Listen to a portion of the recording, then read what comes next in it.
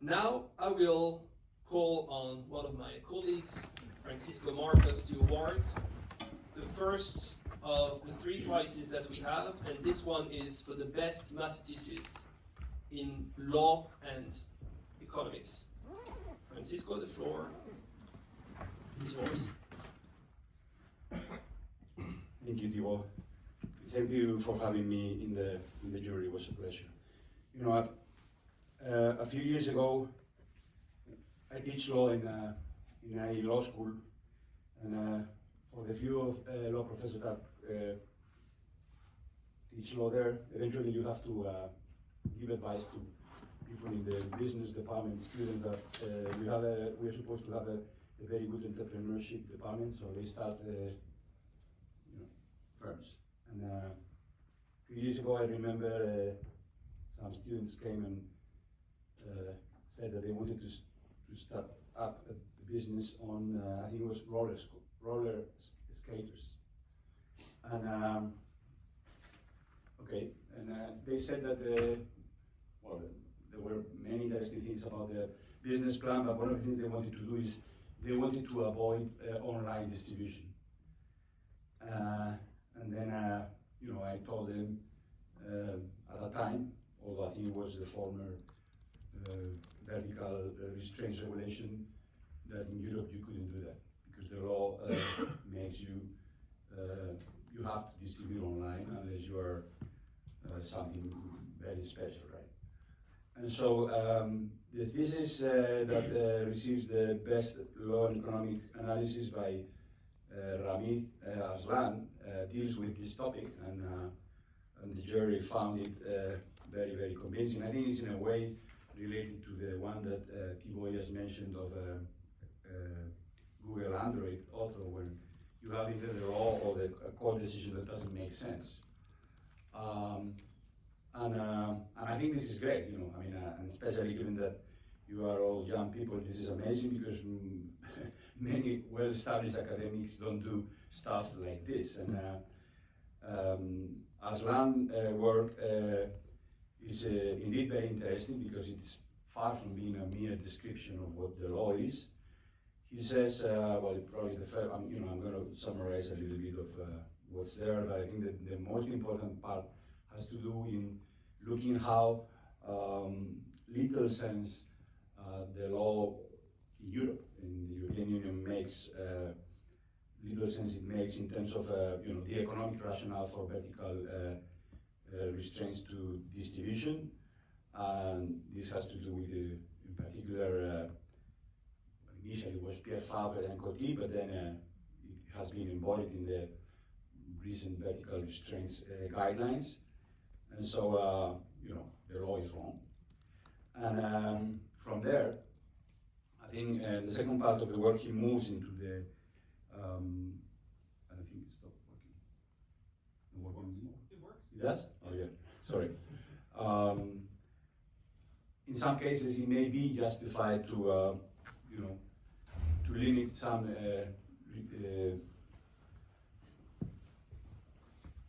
forms of vertical distribution online, and so that's what the law should do, but it doesn't do right now.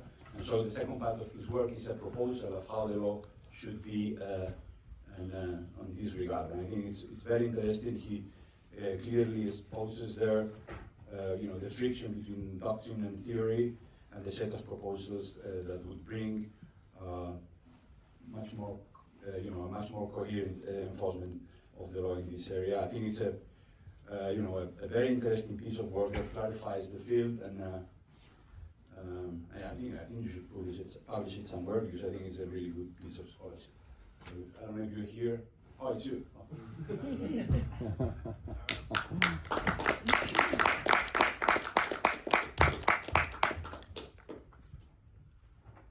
You have more than chocolate, I think. I hope you're ready to do some heavy lifting. Take a picture of every whole thing. Thank you so much. Thank you so much, Thibaut.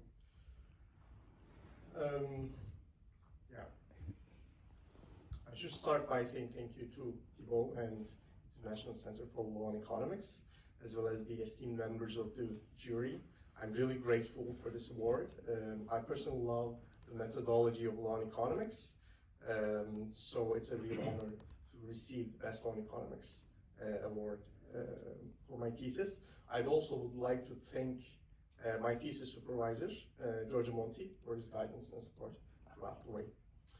And my motivation for this research was actually connected to a personal experience.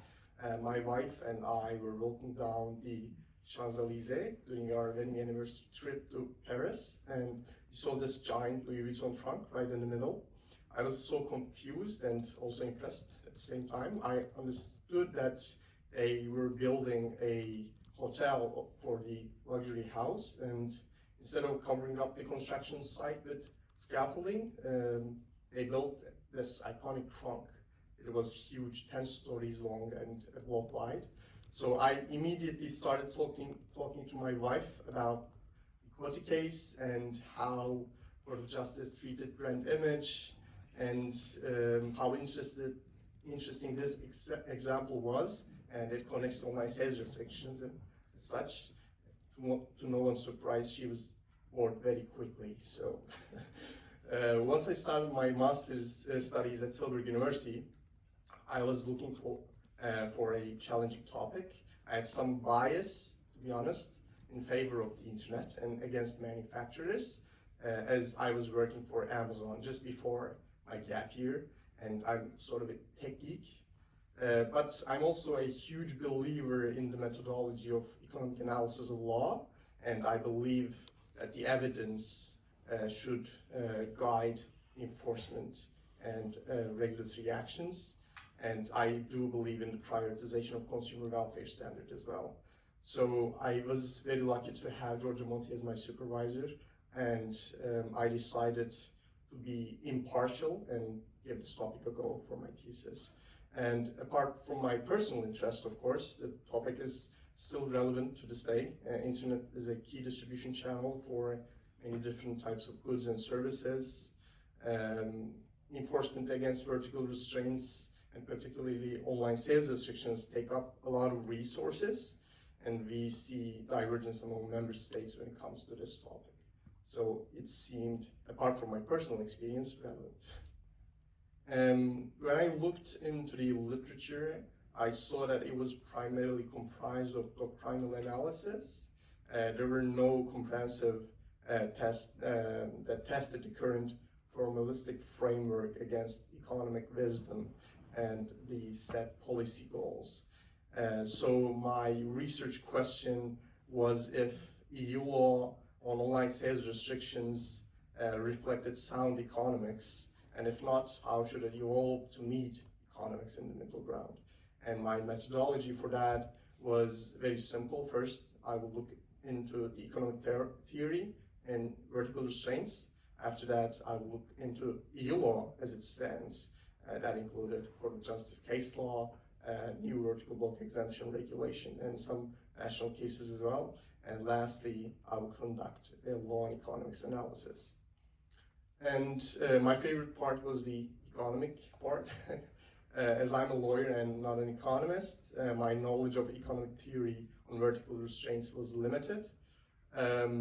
This part of the research really helped open my mind as well.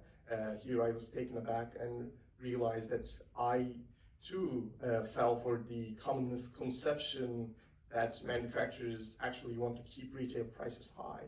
But the economic theory tells us otherwise. If you're not talking about a monopolist, or if there is enough interbrand competition, a manufacturer primarily wants to increase total sales and because it gains wholesale. So they would want to increase prices only if it helps to increase total sales. So they would want lower prices in general. But higher prices can actually be used by manufacturers to create adequate incentives on their distribution channel, but it leads to increased sales efforts, better interbrand competition, and as a result, increased consumer welfare. And there were a couple of messages that economists agreed upon.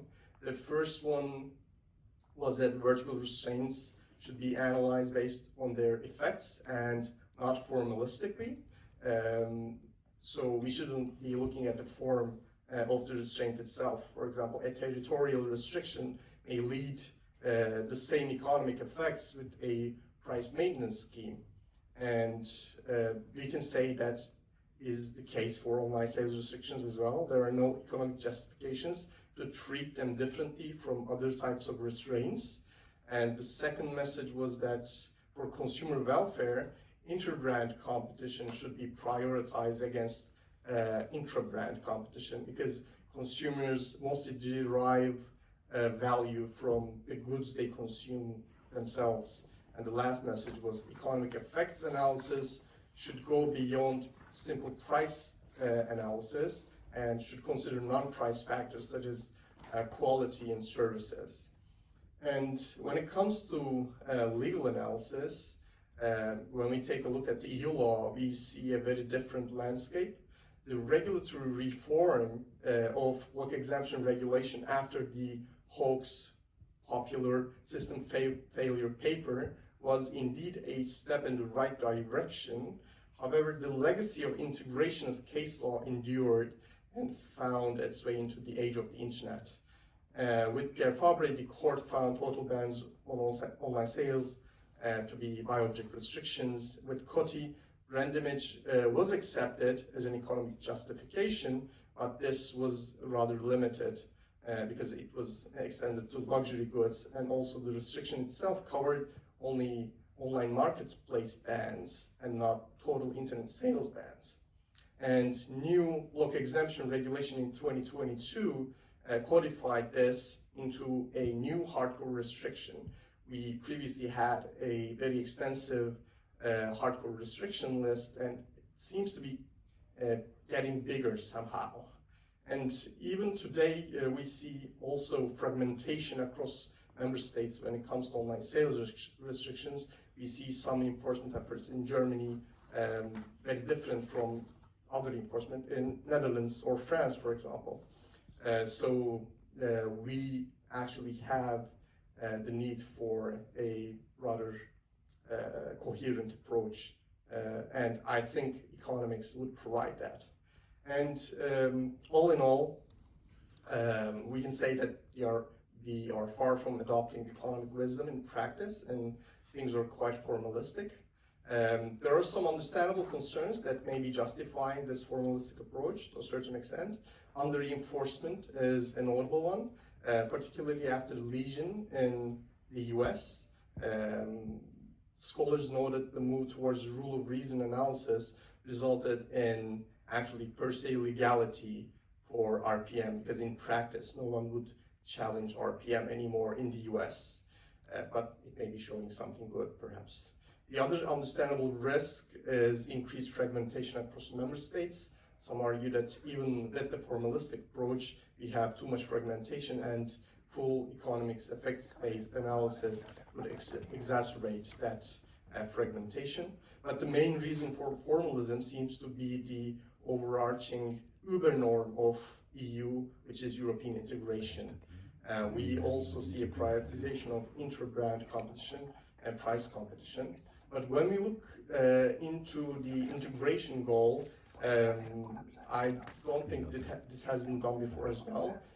We really do not see much evidence in support of a very strict approach towards online sales restrictions, because we cannot see if online sales themselves promote European integration. When we check the data, we see the consumers are predominantly shopping online domestically and not from online stores in other member states. So this integrationist view is very questionable itself. I don't have much time. Very quickly, recommendations.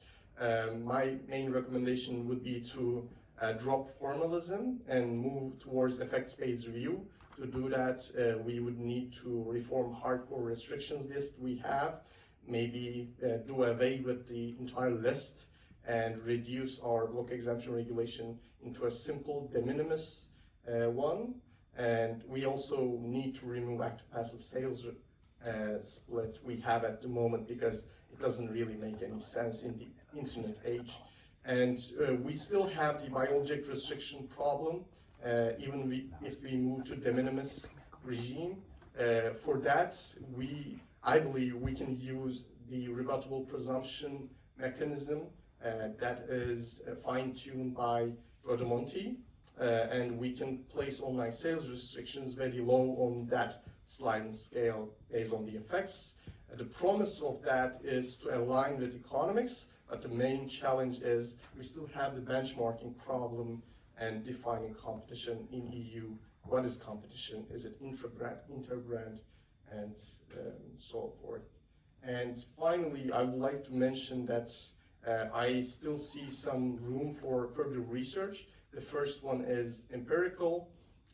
We need to assess the impact of online sales restrictions, not only on price, but also on output, because post-Legion in the US, there are some research that looks into this and finds that RPM may have caused increase in prices overall, but we need to look at output as well to assess consumer welfare. The second one is about European integration in online sales. We would like to look at how much do online sales really contribute to European integration. That's both economic and social integration. And the third one is we need to refine the rebuttable presumption mechanism for biologic restrictions to address the benchmark problem that we have. And yeah, that was my thesis. Thank you so much for listening. Thank you for the award again. Thank you.